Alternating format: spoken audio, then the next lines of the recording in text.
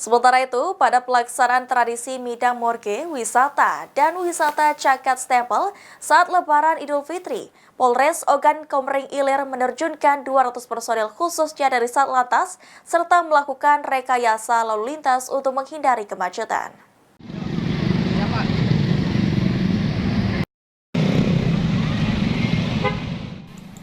Personil gabungan Satlantas Polres Ogan Komering Ilir lakukan pengamanan arus lintas di wilayah Kayu Agung. Pengamanan dilakukan untuk kelancaran lalu lintas saat masyarakat menyaksikan pawai tradisi Midang maupun wisata Cakat Stempel di Sungai Komering. Kasat Lantas Polres Ogan Komering Ilir, AKP Oke Panji Wijaya mengatakan, sedikitnya ada 230 personil kepolisian diterjunkan khususnya Satlantas untuk pengamanan kegiatan ini. Polres Ogan Komering Ilir juga dalam pelaksanaan kegiatan Midang dan Cakat Stempel ini melakukan rekayasa lalu lintas agar meminimalisir kemacetan arus kendaraan.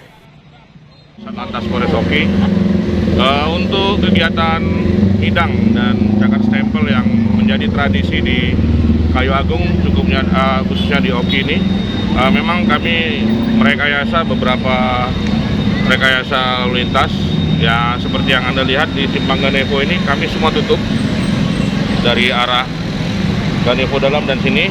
Jadi untuk arus yang dari arah SMA Unggulan ke arah kota maupun juga dari arah pasar, Simpang Asrama maupun ke itu di satu arah semua. Jadi untuk penutupan nanti bisa dibuka ketika pawai Midang lewat baru kita buka, dan beberapa titik-titik juga kami buat rekayasa seperti di Simpang Adipura, di Tugu Jam itu kami berlakukan juga beberapa aturan arus yang baru. Untuk personil kami menurunkan hampir 230 personil, itu gabungan dari personil Satlantas dan personil yang terdapat di Polres Oki.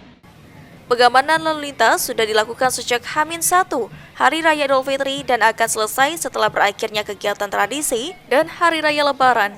Penutupan sejumlah arus lalu lintas memang harus dilakukan mengingat antusias masyarakat dalam perayaan Idul Fitri di kawasan Kayu Agung cukup tinggi, sehingga tidak terjadi kemacetan dan terhambatnya aktivitas warga di Kayu Agung. Novan Wijaya, PAL TV.